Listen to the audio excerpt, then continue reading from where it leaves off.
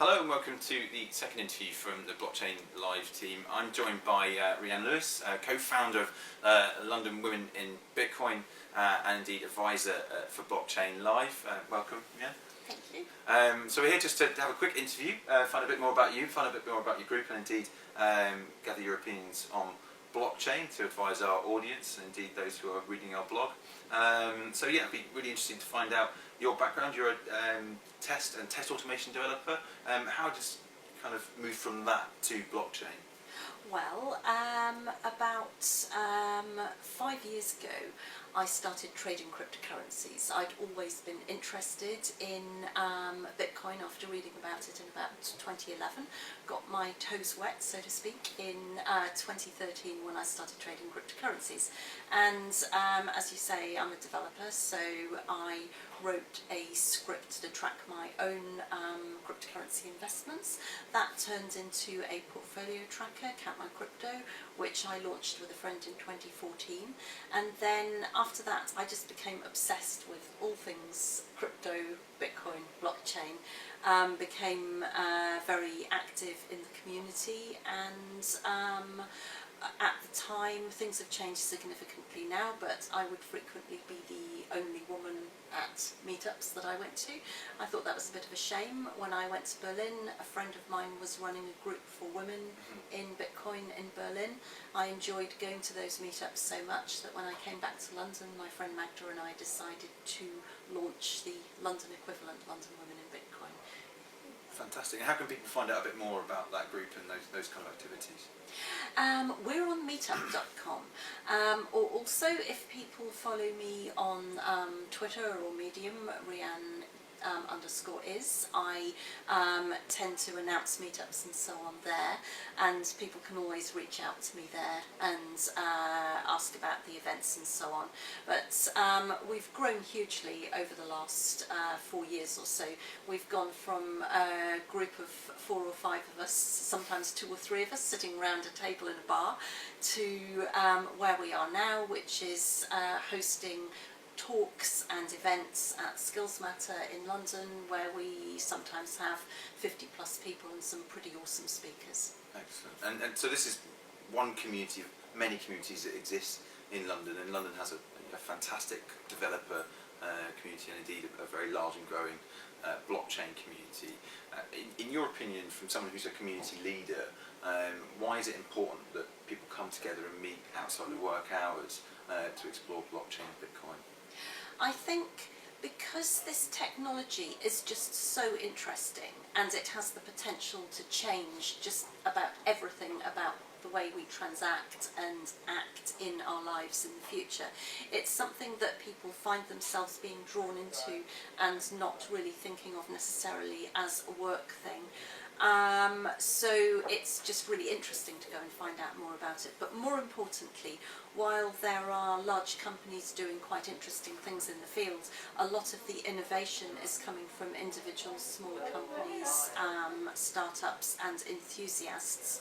And I think it's really important not to forget the grassroots, and it's where a lot of the exciting stuff is actually happening, because large companies, while there are some great examples of people using blockchain in an innovative way, generally it's harder to innovate if you have a big legacy infrastructure, whereas people finding out about things for themselves and becoming involved on the ground is just a more dynamic way of going about things. And I think that's what we tend to be seeing in terms of, some innovative projects are making waves in countries where they don't have big legacy systems or legacy regulation, which can sometimes be a bit of a barrier. In regards to the UK and London, though, we've got a big financial services sector.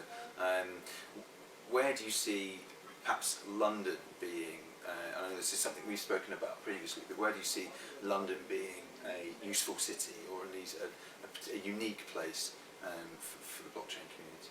I think there are different hubs around the world that focus on different elements of the technology. London is particularly strong for fintech, as you say, and I think one of the advantages London has is that there's a fairly friendly regulatory environment with the FCA sandbox arrangement, which allows companies to do things that aren't strictly within the existing legislation, but in a permissive environment. I think that's quite an attraction for companies wanting to innovate in the fintech area.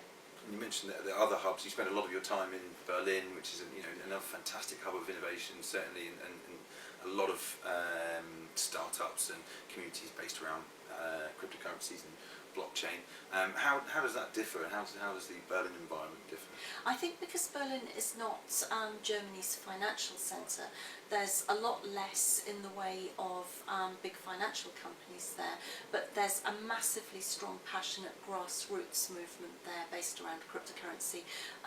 We should remember that it was in Berlin that the first bricks and mortar Bitcoin transaction actually happened, which a lot of people don't realise, but although Bitcoin had been used online before, it was in the Room 77 bar in Berlin where the first real life payment was made with Bitcoin. So it's an interesting piece of history. Wow. And since Bitcoin's arrival, there's lots of other altcoins that are kind of bubbling to the fore, but Bitcoin still remains kind of key cryptocurrency and also a key driver.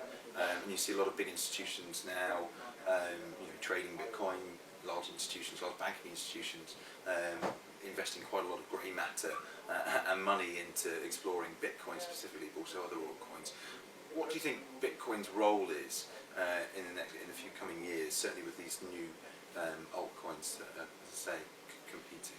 Well, I think the history of the last couple of years has been fascinating. It shows that Bitcoin has kind of proven itself in terms of security and the possibilities that it offers. About 2 years ago there was a real thing where you'd go to companies and they'd say, oh, we want blockchain but not Bitcoin, and people never even used to mention Bitcoin, whereas now, as you say, it's again to the fore, and a lot of financial institutions are talking about Bitcoin, not just blockchain. Bitcoin was the first use case for blockchain technology, and for me, certainly from the financial point of view, it remains the primary one.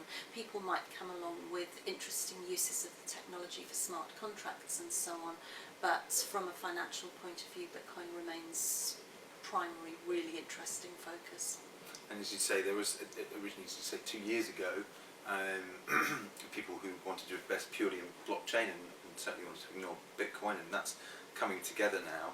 I think we're seeing a lot of people wanting to find out a bit more about blockchain, but being perhaps a bit put off in many respects. And you wrote a really interesting post recently on some of the non-techie questions you get.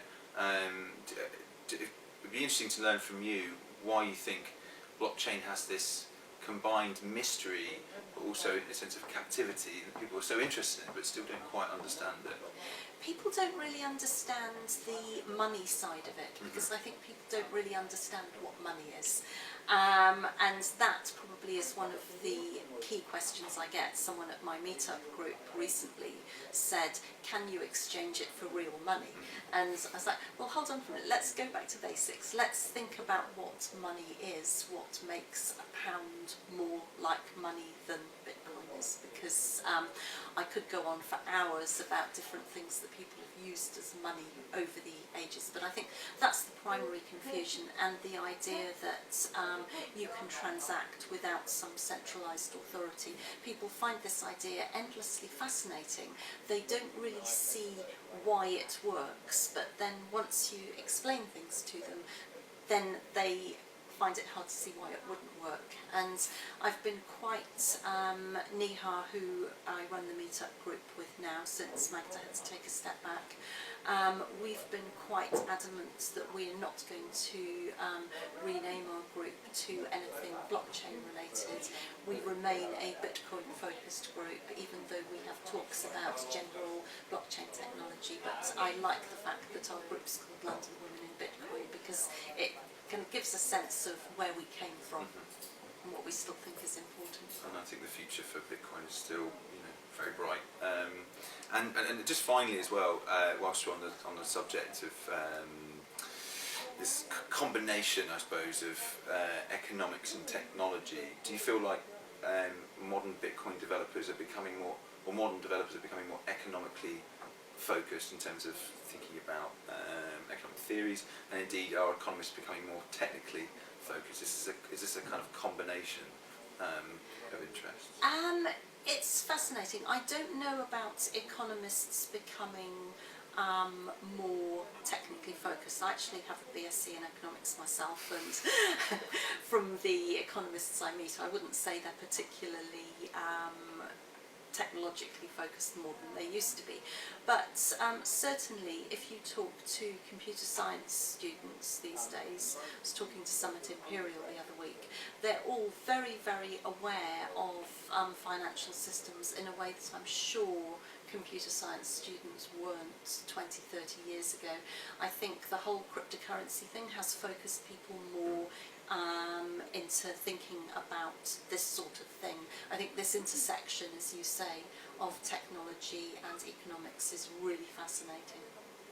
Excited to find out more, and of course you can catch Rhian at Blockchain Live on the 26th of September, and if you want to find out more you can head over to our website blockchainlive.com, or indeed catch us on Twitter at UK Blockchain.